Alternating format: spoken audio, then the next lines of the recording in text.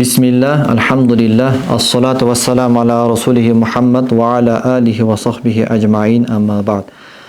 Allahumma akhrijna min zulumatil jahli wal wahm wa akrimna bi nuril ilmi wal fahm waftah lana baba ilmik wa anshur alayna khazayna rahmatik bi rahmatika ya arhamar rahimin.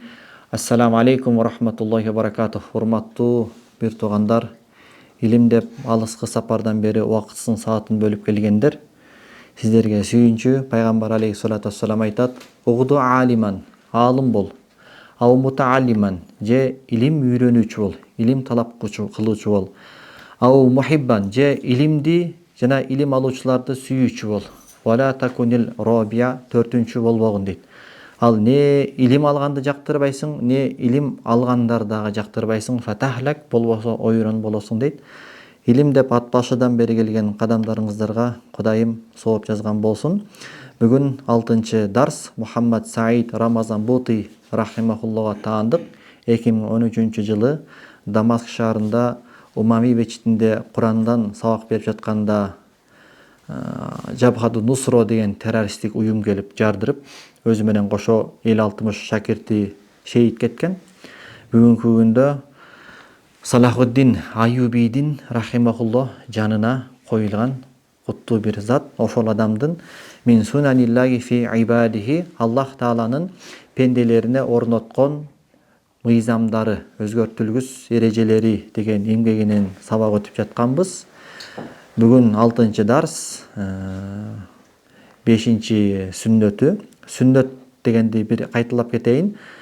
Сүннөт деген термин бар Куранда. Кудай Таала айтат: "Вала таджида ли суннатиллахи табдила тахвила". Аллахтын ааламга орноткон сүннөттөрү бар. Аларды сен орун алмаштыра албайсың. Аларга орун алмаштыруу, өзгөртүү жок деген да. Сүннөт деген эмне десе, ан-нахжу даим аллази ла ятахаллаф, өзгөрбөй турган, ар дайым кайталанган бир кубулуштар, эрежелер. Алланын ааламга орноткон сүннөттөрү бар экен, ал өтө көп экен, чексиз экен. Мисалы, күндүн чыгыштан чыгып, батыштан батканы, 4 мезгилдин алмашканы, күз келгенде жалбырак саргарып, кыш келгенде түшүп, жаз келгенде кайра бүчүр байлап, жай келгенде мөмөнүн бышканы, мунун баары Кудайдын сүннөттөрү экен. Биздин темабыз ал сүннөттөрдүн арасынан Аллахтын пенделери менен болгон алака байланышы. Мисалы, Кудай Тааланын пенделери менен болгон мындай сүннөттөр бар да. Пендем, мен сага момдай эрежелерди орноттум. Эгерде ушул эрежелердин негизинде мындай иш кылсаң, андан натыйжасы мындай болот деген Кудайдын бир мыйзамдары бар да. Ошого карап биз жашообуздагы ахыбалыбызды түшүнө алабыз да. Менде азыр мынабул ахыбал болуп атат. Мынабул ахыбал Кудайдын мынабул сүннөтүнөн келип атат. Бул учурда бул сүннөттүн, бул ахыбалдын мага келүүсүнөн даанышмандуулук, сыр эмне, менден эмне талап кылынат? Бул сүннөттө, бул ахыбалда мен кандай чыксам Аллахка жагам деген бир жакшы натыйжаны бизге үйрөтөт да. Мисалы, ла ин шакартум ла азиданнакум, эгер шүгүр кылсаңар мен көбөйтүп берем деген Кудайдын сүннөтү бар. Ин тансуруллаха янсуркум, эгер Аллахтын динине жардам берсеңер, Аллах силерге жардам берет деген сүннөтү бар. Ва ман нуаммирху нунаккисху фил халк, биз кимге узун өмүр берип, тиги 80-90 жашка чыга турган болсоң, жаш бойдон калбайсың, кайрадан алсыздыкка кайтасың, зээниң, эс тутумуң дагы алсырайт, организмиң алсырайт, бүт жагы алсырайт. Ошого окшон Кудайдын сүннөт эрежелери бар. Мына ошолордун бүгүн 5-чи сүннөтүнө келгенбиз. Ал сүннөт саххара лакум ма фис самавати ва ма фил ард. Аллах Таала бизге асмандардагы, не только биринчи асман, өйдөңкү асмандардагы жана жердеги жана алардын арасындагы көп нерселерди Кудайым бизге тасхир кылып койгон экен да. Тасхир деген сөз сөздүктө кызмат үчүн буйрулган жана ага акы албастан кор болгон абалда сага кызматын кылып берет да. Баягы мардигер деген бар. Анан мусаххар деген бар да. Мардигер деген баягы мустажар деп коет. Баягы адамдар ошол белгилүү бир жерлерде чыгып, ана мардигерлик кылып иш кылып атпайбы? Үйүңдү шыбап берет, жер казып берет, маңдай тери менен адал иш кылат. Ортодо бир келишим болот. Ошол эмгегине жараша сен акы төлөп бересиң. Ал сенин кызматыңды кылып берет, бирок за услугу, эмгек акы төлөйсүң анын ордуна да. Бул мардигерлик, мустажар. А Кудай Таала бизге асмандардагы жана жердеги нерселерди силерге тасхир кылып койдум дейт. Тасхир дегени силерге баш ийдирип койдум, еще кор кылып туруп баш ийдирип койдум. Кимибиз күнгө акча төлөп атабыз? Кимибиз жамгырга акча төлөп атабыз? Кимибиз эгин тегиндин бушкандыгына биз акча төлөп атабыз? Мына ушул нерсе да. Аллах Таала бул ааламдагы көптөгөн нерселерин, инсанды курчап турган көп нерселерди инсанга кызмат кылдырып койгон. Бул Кудай Тааланын ааламда пенделерине орнотуп койгон бир сүннөт экен. Бул тууралуу астаизу билла. Алам тарау анна Аллаха саххара лакум ма фис самавати ва ма фил ард ва асбага алейкум ни'амаху зохирата ва батина. Силер көрбөдүңөрбү? Аллах силер үчүн дейт. Лакум силердин пайдаңар үчүн асмандардагы жана жердеги көп нерселерди Аллах силерге мусаххар кылып койду. Кор кылып, бекер кызматчы кылып койду силерге. Жана Аллах силерге жакшылыктарын толук кылды. Ашкере жакшылыктары дагы бар, биз билбеген дагы жакшылыктары бар. Башка бир аятта астаизу билла ва саххара лакумул лейла ван нахар ваш шамса вал камар ван нужуму мусаххаратун би амрих инна фи залика ла аятин лиқауми яқилун. Ал зат Аллах Таала силер үчүн түндү жана күндү жана айды багындырып койгон. Качан эле түн, күн, ай жана күн бизден акча сурады. Тиги адамзат жаралгандан бери адамзаттын пайдасы үчүн кызмат кылып келген кың тебестен бир тыйын сурабастан ал законду ким орноткон? Аллах орноткон. Жана ал зат силерге жылдыздарды баш ийдирип койгон. Аллахтын буйругу менен жылдыздар дагы силерге баш ийип турат дейт. Аллах алам муну муфассирлерге бериш керек, кандайча бизге баш ийет. Бирок биз билгенибиз жылдыздар аркылуу биз жол таап келгенбиз. Бизге бир компастын ролун аткарып берет. Кыбыланы табабыз, төрт тарапта ажырата алабыз, светильниктин ролун аткарат.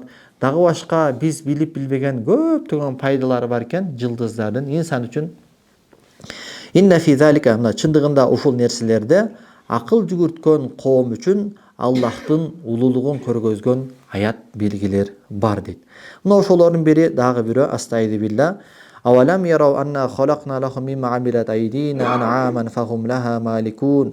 Ошол Кудай Таалага ишенбей аткан мушриктер, алар карашпайбы? Биз аларга жараткан макулуктарыбыздан 4 түлүк малдарды кандайча багындырып койгонубуз. Төө, уй, жылкы, топоз, ошогон 4 түлүк малдарды жаратып, алардын пайдасы үчүн бул барлык алып келип, анан ал 4 түлүк малга биз аларды ээлик кылдырып койбодукпу дейт.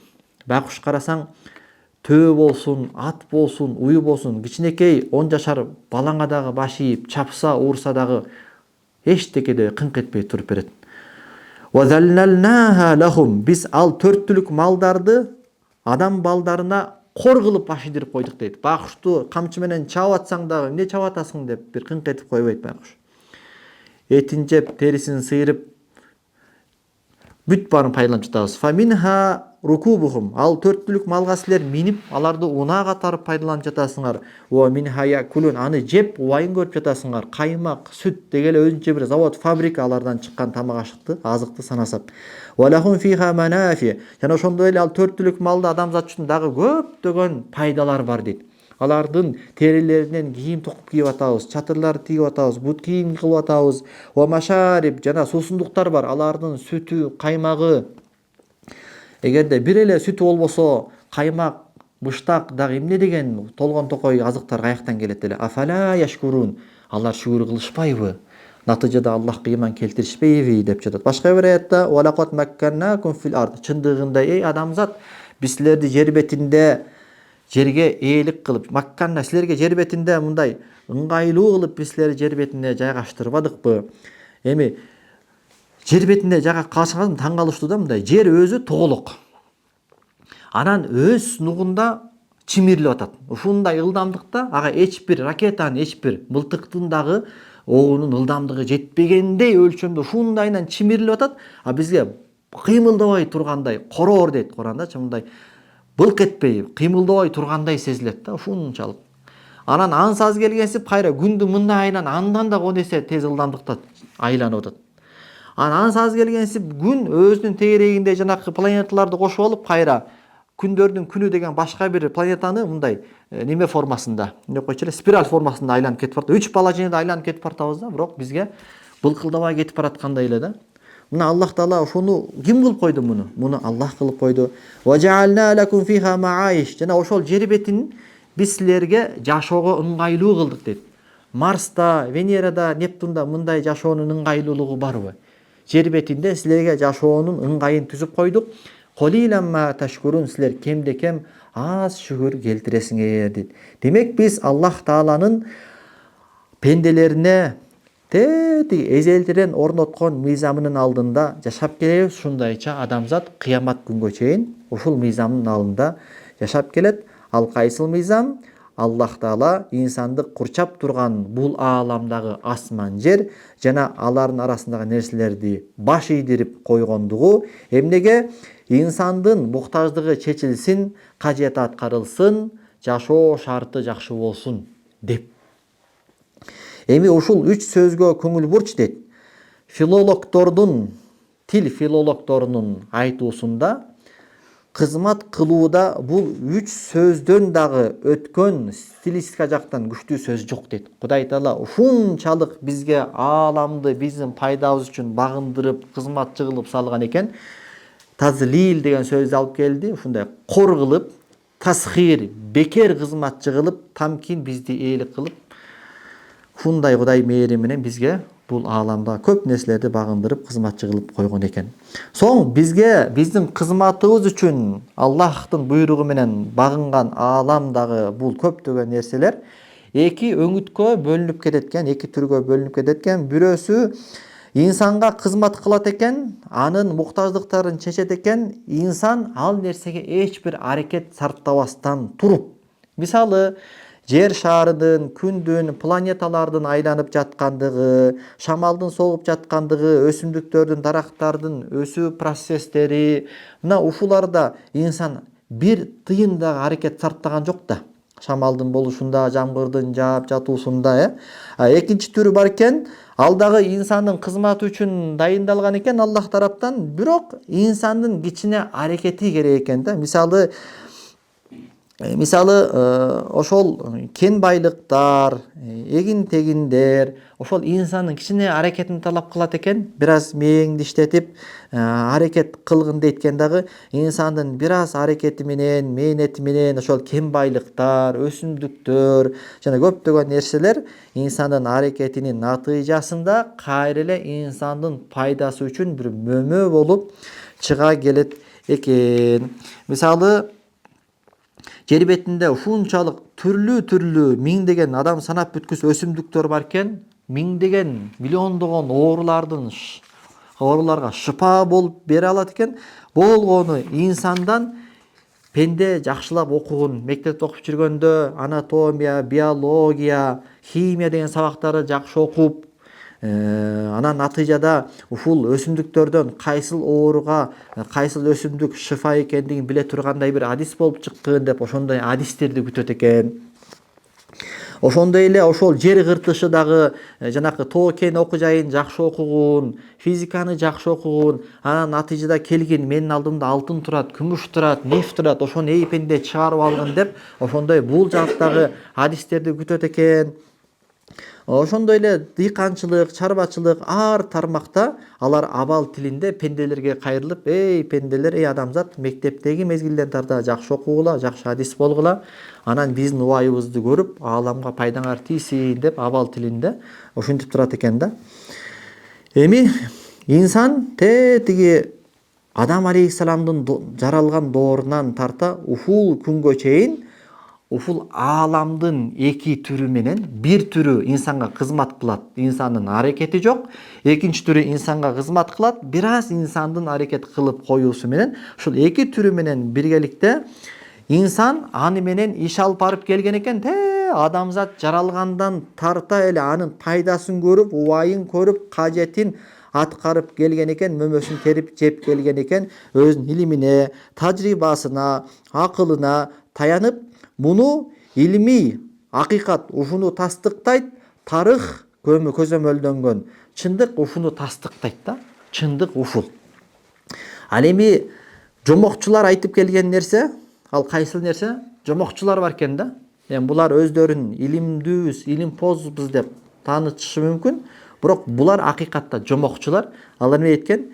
Инсан кылым бою илгертен ой пикирге ээ болбостон ойлоно албаган бир жандык болгон. Анан ал жапайы жандык болгон инсан деген. Ал үңкүрлөрдө башкалкалап жашаган, токойлордо жашаган, ал табият менен күрөшкөн, табияттын окуяларынан корккон, табиятты өзүнө чоочун көргөн.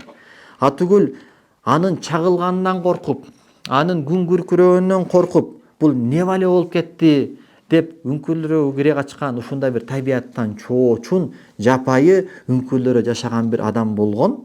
Соң акырындык менен инсан коомчулугуна кирген, андагы бир тамакка болгон, кийимге болгон, үйгө болгон муктаждыктан улан дейт.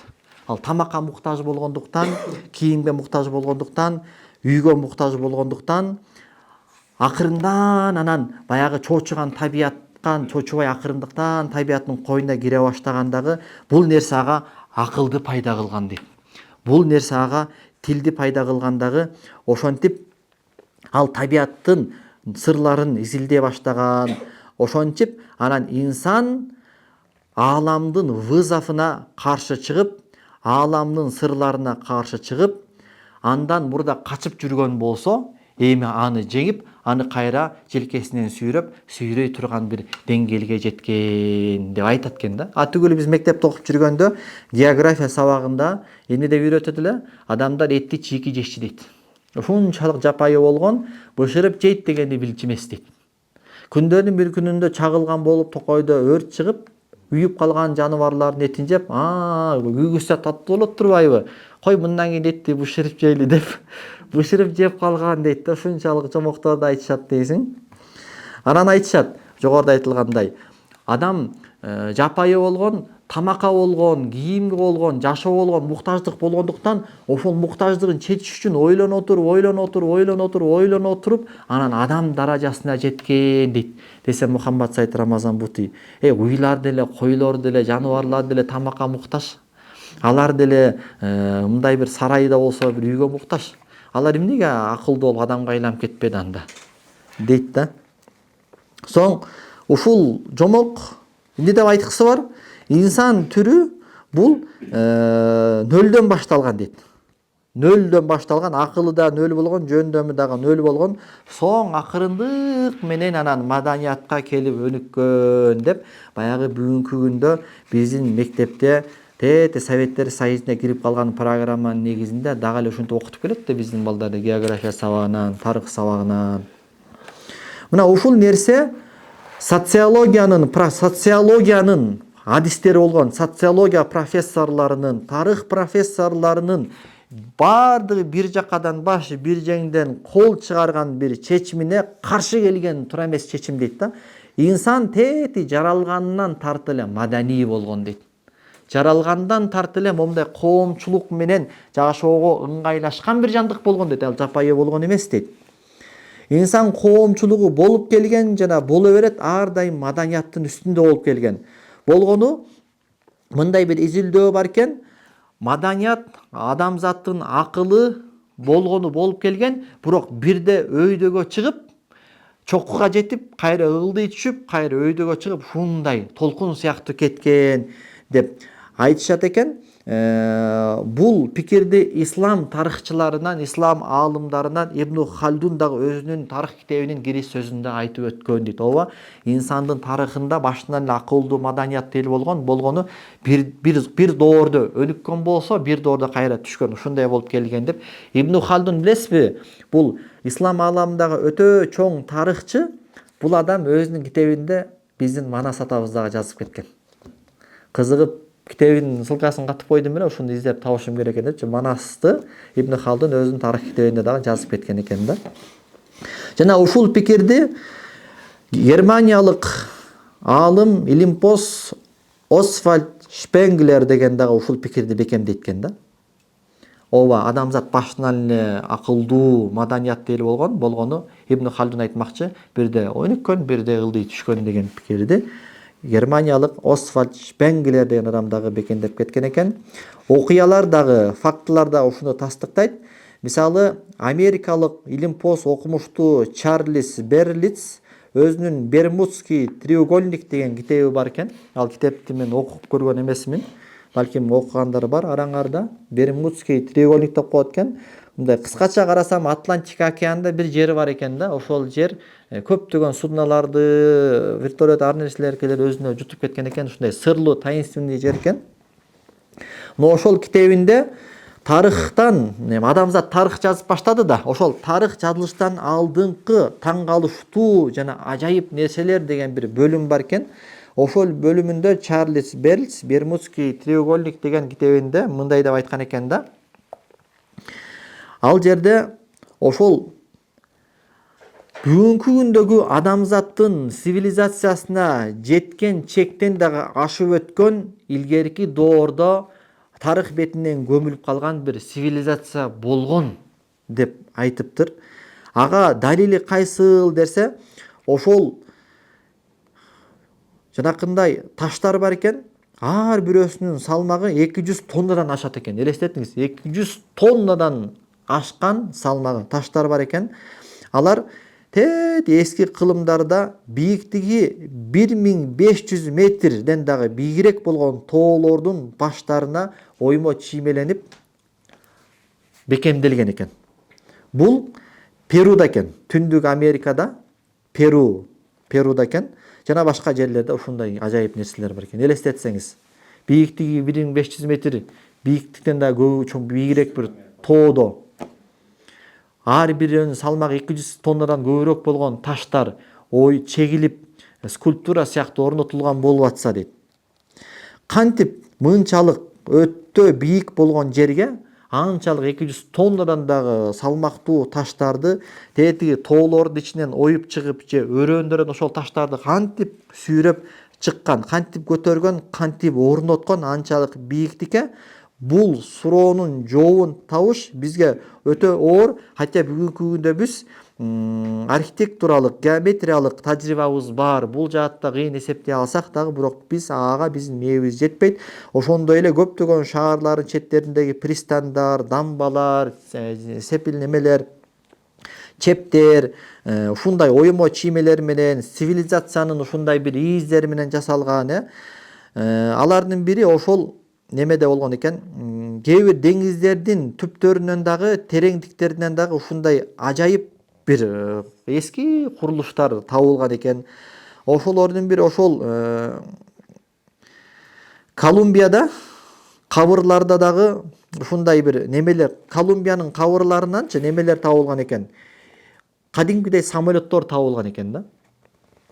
Анан ошону самолетту изилдеген тарыхчылар, изилдөөчүлөр изилдеп ушундай бир шексиз бир чечимге келишиптир. Бул тетиги адамзат тарыхты жазыштан алдын, эми биздин адамзаттын тарыхы светтик илим боюнча канча жылга барып такалат билбейм, бирок Мухаммад Бадиу Заман Саид Нурси рахимахулла айтат да, адамзаттын тарыхы, адамзат 2000 жылга чейинки гана тарыхты айта алат дейт. 2000 жылга чейинки гана тарыхты айтат, 2000ден ар жагы уже туман болуп кетет дейт. Анан барган сайын тумандашып кетет дейт да. А светтик илимдерде тиги миллиард жыл мурдагын деп салат да. Анан канчалык чын, Аллаху алам да. Демек, ошол изилдөөлөр келген экен, ошол адамзаттын бүгүнкү күндө светтик илимдеги тарых бети түптөлгөндөн алдыңкы доордогу самолеттор деп булар изилдеп чыккан экен да. Баягы эми салыштырып архитектуралык археология изилдөөлөр кылат да. Ошондой эле жанакы Египетте ибадатканаларда, синагогаларда, церковьтарында эски ибадатканаларынын асылларынан неме табылган экен. Жанагы арабча вашия деп коет экен, электрикалык облодка деп коет экен. Облодка дегени жанакындай интернеттен карасам, момдай немесе спираль сыяктуу момдай пружиналар болот экен. Ал жанакы токту өткөрө турган бир ролду аткарат экен да. Ошондойлор табышыптыр. Изилдеп көрсө бул канча бир 1000 жылга чейин кетет экен да. Ошондой. Бул демек илгерки доордо эле биз ойлойбуз да, бул электроника биздин доорубузда гана чыккан ток деп, жок, илгери эле болгондугун изилдеп чыгышкан экен да. Ошондой эле баарыбызга белгилегондой ошол Египеттеги Газа деген райондогу жанакы Египет пирамидаларынын салынгандыгы дагы бул адамга таң калыштуу да. Ар бир ташы канча бир тонна. Ошол Чарльз Берлис ошол китебинде ушул мисалдарды, үлгүлөрдү алып келгенден кийин айтат, ушуга окшогон көрүнүштөр бул өткөн кылымдардагы илимдүү бир цивилизациянын жана өнүккөн бир маданияттын көрүнүштөрү дейт. Анан демек алардын убагында да биздин убактагыдай илим, билим, техникада ушундай бир жетишкендик болгон. Биз ойлойбуз го, биз азыр бүгүнкү күндө пиктебиз. Адамзат жаралгандан бери биз жерге эч ким өнүккөн эмес болуш керек деп ойлой беребиз го. Хотя алар өз убагында биз жетпеген тармактарда өнүгүп койгондугунан кабар берет дейт да. Эгер бул тууралуу тагыраак окугум келсе деп ошол китебинин ссылкасын бетинин параграфынан бери биякта айтып койгон экен. Демек Кудай Тааланын бул нерсенин баардыгы эмнеге айтылып жатат? Жогорудагы жомокчуларга каршы айтылып жатат да. Адамзат жапайы болгон, анан бир күнү маданиятка ушинтип чыга келген деген нерсесине каршы далилди не только ислам уламаларынын эмгектеринен эмес, ошол эле батышчылдар сыймыктанган, төш каккан, туу туткан чоң илимпоздордун эмгектеринен гана кайра далил кылып алып келип жатат. Демек Аллах Тааланын бул сөзү үчүн авалам ясиру фил арди фаянзуру кайфа кана акибатул лазина мин qablihim кану ашадда минхум куввата ва асарул арду ама ва амаруха аксара мимма амаруха. Ал динсиздер, пайгамбарга иман келтирбей аткандар, алар жер бетин кезишпейби дейт, жер бетинде саякат кылышпайбы дейт, жер бетин айлангыла дейт да. Кудай Таала көрүн Куранда бизди Аллах Таала товфик берсе, акча көп болсо жер бетин кыдырган бул ибадат экен. Бирок кандай шарт менен? Ибарат назар менен жер бетин кыдырыш керек экен да. Үлгү алайын, пайдалайын депчи. Ошондой ибарат назар менен жер бетин кезишпейби, саякатташпайбы? Анан алар ошондо көрүшөт алардан мурданкы өнүккөн коомдордун акыбети кандай болгонун. Алардан мурда жок болуп кеткен коомдор алардан да күч кубат жактан күчтүү болгон дейт. Ва асарул ардо, алар жер бетин булар иштеткенден дагы мыктыраак иштеткен. Булардын дыйканчылыгы, алардын дыйканчылыгы, силердин дыйканчылыгыңардан да мыкты болгон. Ва амаруха, курулушта, имараттарды курууда алар силерден дагы жакшыраак жана көбүрөөк мыктыраак курган деп, ошол 1500 жыл мурдагы коомго канча 1000 жылдагы жок болуп кеткен цивилизация силерден да кыйын болгон, силерден дагы бай болгондугун Кудай Таала Куранда кабар берип жатат. Ошол эле башка бир аятта ва камахлакна qablahum min qarnin hum ahsanu asasa wa ri'ya. Биз алардан мурда, яни ошо пайгамбарга иман келтирбей аткан коомдон мурда канчалаган коомдорду жок кылганбыз дейт. Алар ахсану асасан, тиричилик эмерек жагынан алардан дагы жакшыраак болгон дейт. Тиричилик бүгүн электроника, үй, тиричилик эмерек жагынан, мебель жактан силерден дагы жакшыраак болгон. Ория жана күч кубат жактан дагы, курулуш жактан дагы силерден жакшыраак болгон дейт. Токтотолу ушул жерден. Демек ушул нерсе аркылуу билебиз, инсандын бул аалам менен болгон алака байланышы жомокчулар айткандай күрөш жана чакырыкка коркуп жүрүп, анан вызовка жооп берип, анан аны жеңген алака байланыш эмес дейт. Илгертен эле адам заты жер бетине жаралгандан тарта адамдын аалам менен алака байланышы ушундай тыгыз болгон, жакын болгон, ынак болгон, алам табияттан корккон эмес. Анан илимдин таразасында жана болгон окуялардын фактылардын таразасында инсан бир да күн акылдан ажыраган бир жапай адам болгон эмес. Акылдан айрылган бир маймыл болгон эмес. Табиатчылар, материалисттер айтып келген. Анткени Аллах Таала буга чейин дагы айтып келген. Кур'ан-ы Каримде бар. Адам алейхиссаламды жерге түшүргөндө Кур'ан-ы Каримде мен сага жашоонун жолун көргөзүп беремин дейт. Туура жашоону. Аллах ыраазы боло турган жана жер бетин өнүктүрө турган бир туура жашоонун хидаятын мен сага беремин. Фаман табия худая фала хауфун алейхи ва лахум яхсанун. Анан кимде ким ошол мен берген көргөзмөнү ээрчисе, ага дүйнөдө жана акыретте коркунуч жок деп ошол пайгамбарлыкты айтып атат да. Аллах Таала Адам алейхиссалам жерге чүргөндө эле пайгамбар кылып чүргөн. Жерге чүргөндө эле Аллах Таала Адам алейхиссаламга жашоонун бардык шарттарын көргөзгөн. Балаң өлсө, бирөө өлсө монтип көмөсүң. Балаң үйлөнсөң монтип үйлөнтөсүң. Монтип алакка байланыш кыласың, монтип нике кыясың деп. Жөнөкөй эле бир далил. Холодильник алып атабыз. Стиральный машина алып атабыз. Анда каталог бар. Ал каяктан чыккан? Бизге окшогон бир инсандар завод фабрикадан чыгарган. Ал каталогдо бул туура иштетүүнүн жолу мындай, мынтип алсаң бузуп аласың, мынтип алсаң көпкө колдонулат деп анын жашоодо колдонуу эрежелери каталогго жазылган да. Анан жөнөкөй бир стиральный машинанын каталогу болуп, бул ааламдын мөмөсү болгон. Бул ааламдын өзөгү болгон. Ааламдын смыслы, маңызы болгон инсан жер бетинде жөнөкөй эле бир кароосу жок бир нерсе болуп калсын. Анын каталогу жок болуп калсын. Эми канчалык тамсил кылып айтсак туура болот, бирок ошол каталог Кур'ан.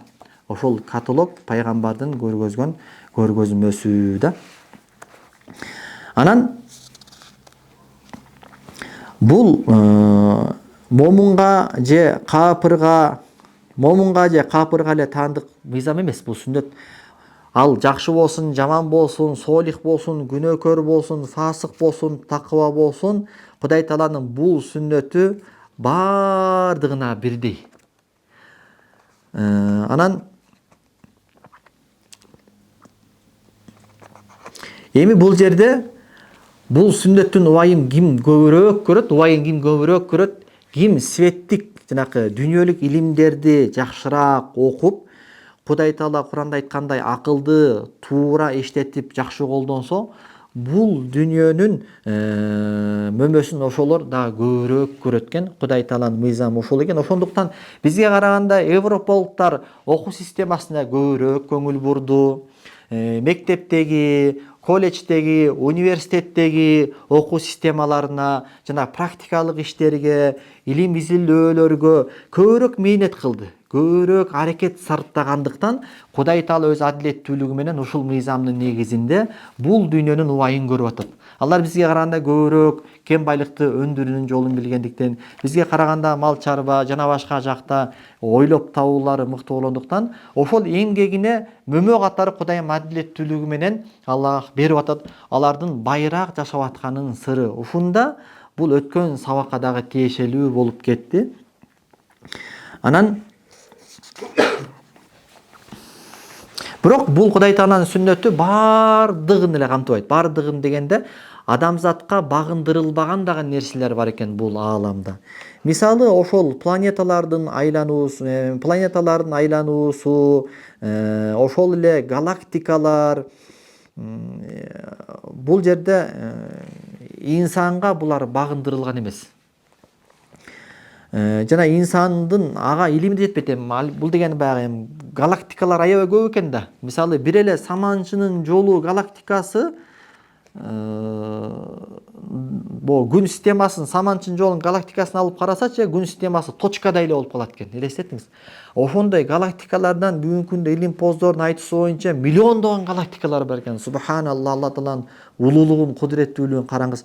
Эми алар менен такыр биздин алака байланышыбыз жок, алар бизге багындырылган эмес да. Бул бизди курчап турган ааламдагы кээ бир нерселер бизге багындырылган экен. Мисалы ошолордун бири ошондой эле, мисалы жин, мисалы булар бизге багындырылган эмес дейт Мухаммад Сайт Рамазан буту айтып атат. Лайса байнаха ва байнал инсани силати талак дейт. Жиндер менен мындай бир жолугуу байланышы жок дейт. кандайсың, тияктан жолугалы, бияктан жолугалы деп мындай бир андай байланыш түзө албайсың дейт. Ла марифа, тааныша албайсың дейт. Кандайсың, сен кимсиң деп. Ау тасхир же аларды кызматчы кыла албайсың дейт. Өзүңө келип кызматчы кылып албайсың дейт. Албетте бул жерде исключениялар бар. Бул өзүнчө бир сабак болуп кетет. Абдуллах Шибли деген адамдын Акамул Маржан фи Ахкамил Жан деген эмгеги бар да. Ошол жиндер тууралуу топтогон бир китебинде. Ошондой эле Ибн Таймия рахимахулла обайым бул адамдын Ахлы Сунна вал Жамаатка каршы келген пикирлери бар. Бирок ошондой болсо дагы мындай туура сөздөрү дагы бар да. Анан ошол адам өзүнүн ошол рукия боюнча китептеринде, дем салуу боюнча китептеринде айтат. Бул жиндерчи баягы эки тайпага бөлүнөт да. Иблистин артынан ээрчип кеткендер булар жин шайтандар болот. Анан пайгамбардын артынан ээрчигендер мусулман момун жиндер болот да. А ошол иблистин артынан ээрчип кеткен жин шайтандар жанагы чёрный мактарга кызмат кылыш үчүн, алар менен иштеш үчүн алар услуга за услугу дейт экен да, орусча айткандачы. Алар биринчи кадамы силер кафыр болула дейт экен. Ширк кылыла дейт экен, нажас менен Куран аяттарын ыплас жерлерге жазыла деп ушундай адам айта алгыс, ушундай бир ыплас нерселерди кылдыртып, ошондон алар рахат алып, анан анын ордуна булар алардын кээ бир талаптарын аткарып берет экен. Ошондо дагы шакаба чегип, алдап, маалымат алып келсе, бирөөсүн чын айтып, тогузун жалган айтып кошуп, ушундай бир шылдыңдайт экен да болушунчачы. Анан баягы сыйкырчынын Чорный мактын бир айтып аткан сөзүн ондон бирөө туура келип калса, баягы апенди ой жүгүртпөн адам, туура айтты, бул билди, өткөн чагымда мону билип алды деп коет да. Мынтип коет мисалы, мен көзүмө бешик көрүнүп атат дейт. Эми сен 90 жаштагы чал болбосоң, балалуу болуш ыктымалдуулугу любой жаш адамга бар да. Сен ийгиликтүү экенсиң.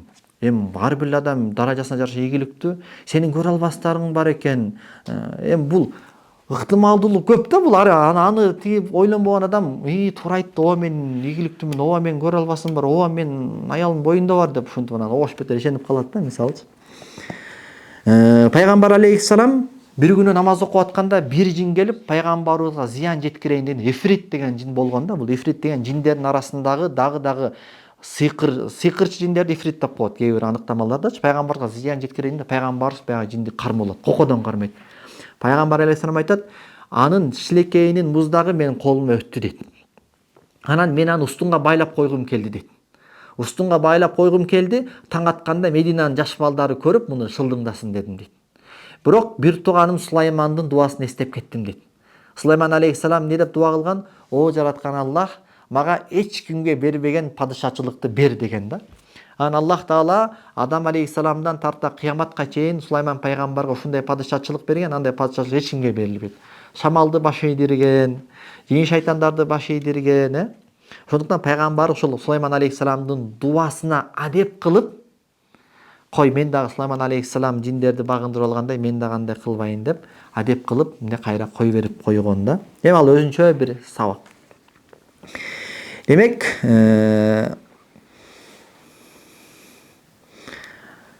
Аллах Таала бул ааламдагы көп нерселерди инсандын эмне үчүн бизге багындырып койду? Инсандын пайдасы үчүн. Инсандын муктаждыгы үчүн. Ким аркылуу? Аллах аркылуу. Аллахтын буйругу менен багындырылган. Бул Кудай Тааланын чечими. Ал эми андан аркысына инсандын мүмкүнчүлүгү жетпейт. Кээ бир нерселер Кудайым чек коюп койгон. Мисалы, бул ааламдын баланча жеринен ары өтө албайсыңар. Андан ары космос планет болсун өтө албайбыз. Рух деген нерсени билүүгө силердин илимге жетпейт. 20-жылында аракет кылышты. Дүйнө жүзүндөгү илимпоздор аракет кылып Нью-Йоркко чогулду. СССРдин атынан Александр Убарин деген барды дагы живой клетканы, биз дагы бир тирүү клетканы чыгарабыз. Рух, жашоо деген бир нерсени иликтейбиз деп аракет кылышты да. Бир тирүү клетка булар пайда кыла албай коюшту. Анан рух, жан деген эмне деген тууралуу изилдеп, бир жумалык конференциянын жыйынтыгында адамзаттын ушул кылымга чейин медициналык өнүгүүсүнүн натыйжасындагы жообу рух тууралуу, жан тууралуу адамзаттын илими абсолюттук нөл экен деген чечимге келген. Ушул күнгө чейин бул чечимди эч ким буза алган эмес. Анткени Кудай Таала Куран-ы Каримде сенден рух тууралуу, жан тууралуу сурайт. Айткын, ал тууралуу илим Аллахтын гана даргөйүндө дейт. Рух Дмитрий Менделеевдин химиялык элементтеринен турабы же турбайбы, дененин каягында свойствосу кандай, каяктан келди, дененин каягында жашайт, каяка кетип калып атат, вообще нөл да адамзаттачы. Демек, адам бүгүнкү доордогу адамзат менен мурдакы доордогу адамзаттын ортосунда эч кандай айырма болгон эмес. Жомокчулар айтканда илгери жапайы болгон, мына биз азыр цивилизация жашап турабыз деген нерсе эмес. Алламал инсана ма лам яалам дейт Алла Таала Кур'ан-ы Каримде. Ал инсанга билбеген нерсесин билдирди. Калем кармап жазганды окутту, окуганды үйрөттү деген аяты тиги Адам алейхисаламдан тарта кыяматка чейин келчү бардык адамзатка таандык. Аллах разы болсун. Субханак ва бихамдик, ашхаду ан ла илаха илля анта, настагфирука ва натубу илейк. Аллахумма салли ва саллим аля саййидина Мухаммад ва аля алих.